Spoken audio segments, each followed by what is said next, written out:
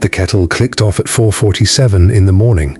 I remember the exact time because I was staring at the clock above the sink, willing it to be later, willing the day to have already happened, willing the verdict to already be in, so I could stop carrying it in my chest like a held breath. The lab was cold. The old textile mill never really warmed up before 9, no matter how many space heaters we plugged in. The brick walls were a foot thick, and they remembered every winter they'd ever seen. My fingers were stiff around the mug Maggie had pressed into my hands without asking. 3 sugars, she said. You look like death warmed up, love. I always look like death warmed up. But today, you look like death that's given up warming. She moved past me with her mop, humming something I didn't recognize. Maggie hummed constantly. Old songs from the radio, hymns from a chapel she hadn't been to in 40 years, advert jingles that had been off air since I was born. She was 62, and she moved through the mill like she owned it, which in a way she did. She'd worked here when it was still spinning cotton. She'd stayed on when it became a warehouse, then an artist's studio, then a failed restaurant, then us, the engineers, the hopeful ones, the ones with the broken filter on the bench, and 6 hours until the Duke of Westmere walked through the door. Daniel was at the bench. He hadn't moved in 2 hours. He had the prototype housing in pieces in front of him, the mesh laid out flat like a dead thing, and he was holding a pair of tweezers and not using them. Dan. He didn't look up. Dan, drink something. If I drink something, I'll have to use the toilet, and if I use the toilet, I'll lose my train of thought, and if I lose my train of thought, I'll never get it back. What train of thought? He finally looked up. His eyes were red. I don't know. That's the problem. Maggie put a mug down next to him. He didn't argue. Nobody argued with Maggie about tea. I should explain what we were doing there in a converted textile mill in a rainy Greater Manchester town at 5 in the morning, with the most important visit of our academic lives bearing down on us like a slow train. We were trying to build a water filter, not a clever one, not a flashy one, a cheap one. Something you could drop into a flood zone in a cardboard box and a non-engineer could assemble in 10 minutes. Something that would clean enough water in a day to keep a family alive. Something that cost less than £15 to make. We had been working on it for 2.5 years. It did not work. It had not worked 3 times in 3 field tests. Once in a simulated flood tank in Newcastle. Once in a real monsoon overflow site in Kerala. Once in a refugee camp drainage pond in northern Greece. Each time the mesh had torn under pressure within the first hour. And each time we had flown home or driven home or taken the bus home with a cardboard box full of broken plastic and the same question rattling in our heads. Why won't it hold? The funding ran out in 7 days. The Clearwater Initiative, the Duke's Foundation, was sending him personally to make the call. Continue or close. Lifeline or coffin. I had written my resignation email 3 weeks ago. I just hadn't sent it. My grandmother died in the 2010 Pakistan floods. She was 71. She didn't drown. She drank from a well that everyone in the village had been drinking from for 40 years, and a week after the water came down off the mountain, she was gone. Cholera, the doctors said she would have survived it 20 years earlier. But she was old, and the village was cut off, and by the time they got her to a hospital, she was already past helping. I was 11. I was in Manchester. I found out in a phone call my mother took at the kitchen table, and I remember she didn't cry. She just put the phone down very carefully, and then poured a cup of tea she didn't drink. I think that's where it started. The tea you don't drink. The thing you do with your hands when there's nothing to do with the news. I told the team about my grandmother on the 2nd week we worked together. Daniel told us about his cousin in Karachi, who'd lost 3 children in a single summer to bad water. Sana, my younger cousin, who'd shown up that year as an undergrad volunteer because she wanted to feel useful, told us her father drank from a tube well in Sindh that turned out to have arsenic in it, and now he had kidney problems at 51. We were not a team that needed motivating. We were a team that needed a filter that worked. Sana arrived at 6:30 with a Tupperware of Welsh cakes. For the Duke, she said. Sana, He's not going to eat a Welsh cake. Why not? Because he's a duke. Dukes eat. Have you seen dukes? They eat a lot. They eat at functions. They eat at things called functions. He's not going to stand in a lab at 10:30 in the morning and accept a homemade Welsh cake from a 20-year-old. He might. He won't. Well, I made them so he can choose. She put the Tupperware on the bench next to the broken filter housing and went to put the kettle on, even though Maggie had only just emptied it. Sana was 19 and irrepressible, and I loved her in the bone-deep way you love family who remind you of who you were before life had started subtracting from you. Danielle looked at the Welsh cakes, then at the filter, then at the Welsh cakes again. "Can I have one?" "They're for the Duke. There's 12 of them, Sana. They're for the Duke." Maggie laughed. She had a laugh like a kettle coming to the boil. Slow at first, then all at once. Dr. Pritchard arrived at 8. He was the department head. He was 61. He wore the same beige cardigan in every season, and he had a way of not meeting your eyes when he was about to deliver bad news, which was most of the time. He walked into the lab and looked at the filter on the bench, and at the four of us standing around it, and at Maggie mopping in the corner, and he said, "Good morning, team." He did not look at any of us when he said it. I knew then. I'd half known for a week, but I knew then. He had already written the closure email. It was probably sitting in his drafts folder. He was going to send it the moment the Duke's car pulled away, regardless of how the visit went. Because the optics of a royal visit, followed by a continuation announcement would, in his words from last month's department meeting, be inappropriate given the project's track record. He was going to let us have our moment with the Duke. And then he was going to bury us. I looked at Danielle. Danielle looked at me. We didn't say anything. We didn't have to. Maggie came over with a mug. Not for me, for Pritchard. She put it in his hand and said, "2 sugars, doctor." "I don't take sugar, Margaret. You do today. You look peaky." He looked at her. Then he drank the tea. She winked at me on the way back to her bucket. Maggie made me comb my hair before the Duke arrived. "You look like you've been pulled through a hedge." "I have been pulled through a hedge. Metaphorically. There's no metaphorical hedges, Alina." "Come." She handed me a comb from her tabard pocket. It had been through about 30 years of front pockets, and it was missing 2 teeth. I combed my hair. She watched. She nodded once and went back to the floor. "Maggie. Why are you here this early?" "Same reason as you, love. I don't follow." She straightened up. Her back gave a small click. She looked at me with the steady, direct look of a woman who has been underestimated her entire working life and has long since stopped minding. "Because something matters today," she said. "And when something matters, you turn up early." She went back to mopping. He arrived at 10:10. There was no fanfare. There was no fleet of cars. There was one black Range Rover and one security officer in a grey suit and Prince Adrian, Duke of Westmere, in a navy jumper and jeans and brown boots that had seen weather. He was 41. He had his father's jawline and his mother's mouth, and he walked into the mill the way you walk into a friend's kitchen, looking around, taking it in, not performing. Pritchard met him at the door. There was a handshake. There were words I didn't catch. Then the Duke walked past Pritchard, came straight to the bench, and held his hand out to Danielle first. "You must be Danielle?" "I read your paper on the cross-weave problem." Brilliant analysis. Danielle made a sound that was not quite a word. "And Alina, the filter's your design, I understand." "It is, sir. Your Royal Highness." "Sir, Adrian's fine in here. Save the titles for the cameras." There were no cameras, that was the thing. He'd come without press. He'd come without a photographer. He'd come because he wanted to see, not be seen. He turned to Sana. "And you are Sana. I made you Welsh cakes." He laughed. A real laugh. That's the best sentence anyone said to me this month. He turned to Maggie last. She was leaning on her mop. "And you, I'm guessing, run this whole operation. That's about the size of it, love." He shook her hand like he meant it. He asked questions for 40 minutes. Real questions. Technical questions. He'd done his reading. He knew about the Kerala test.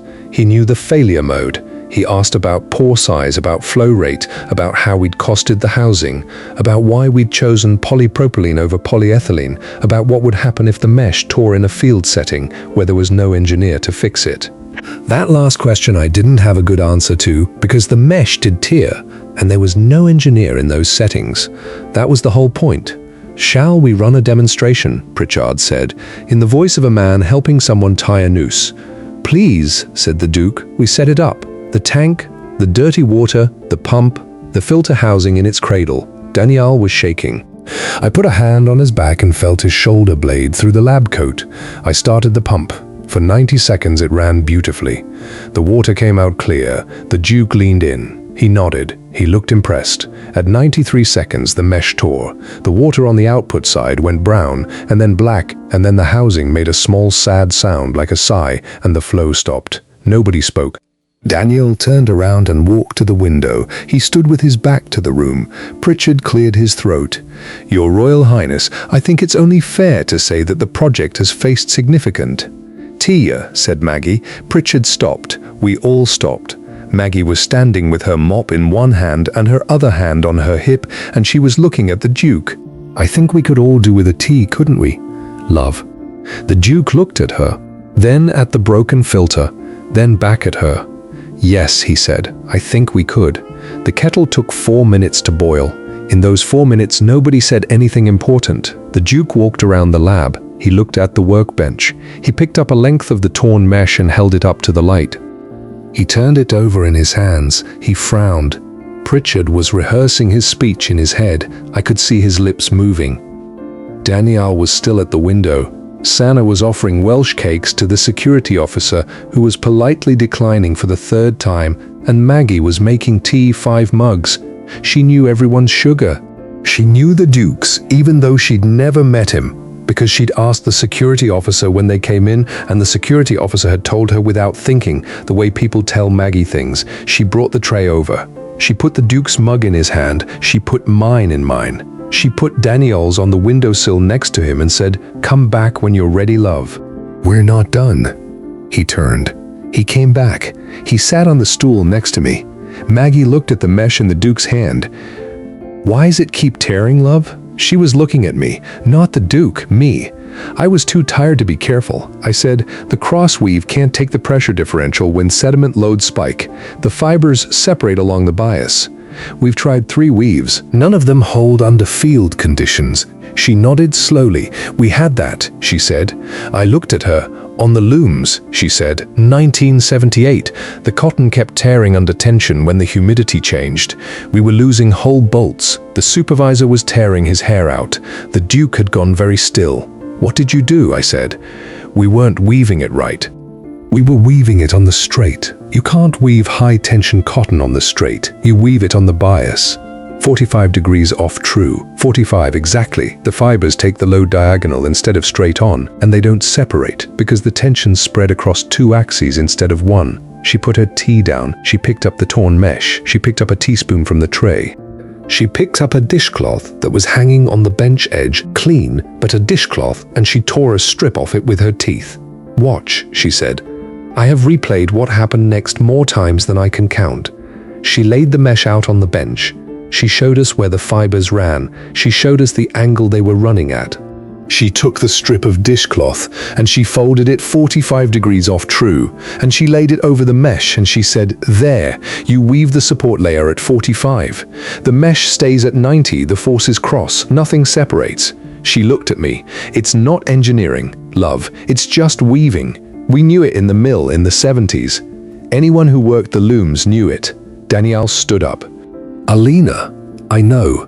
Alina, that's I know." The Duke was watching us. He hadn't moved. He hadn't said a word. I looked at Maggie. I said, "Can you show us properly? With the actual housing? I can show you, love, but I can't build it for you. My hands aren't what they were. You don't have to build it. You just have to tell us how." She picked up her tea. She took a sip. She nodded. "Right," she said. "Get me a chair. This'll take a while." It took 41 minutes. She sat on a stool at the bench and she directed us. Daniel on the mesh, me on the housing, Sana on the support layer, because Sana had the steadiest hands. The Duke stood behind us and watched. Pritchard stood by the door and watched too, and his face went through about 14 different expressions in those 41 minutes, and not one of them was a smile. We rebuilt the filter. We set up the demonstration again. I started the pump. For 1 minute it ran clean. For 2 minutes it ran clean. For 5 minutes it ran clean. At 11 minutes, I stopped the pump because I couldn't take the tension anymore. Not because anything had failed. The water on the output side was still clear. The mesh was intact. The housing was holding. The Duke let out a breath I don't think he knew he'd been holding, Maggie said. Well, there you go, Sana started crying. Danielle sat down on the floor. Pritchard looked like he was going to be sick. I just looked at Maggie, and Maggie looked back at me and she said, "Drink your tea, love. It's going cold." The Duke didn't make a speech. He didn't make a phone call in front of us. He didn't promise anything in the room. He stayed for another hour. He asked Maggie about the mill. He asked her where she'd grown up. He asked her if she'd ever been credited for any of the techniques she'd brought from the looms into the modern era. And she laughed at him and said, "Love, nobody credits cleaners." He didn't laugh back. He took out a small black notebook from his jumper pocket and he wrote her name down. Full name, Margaret Eileen Holloway. He asked her to spell Eileen. He wrote it carefully. Before he left, he asked to speak to Dr. Pritchard privately.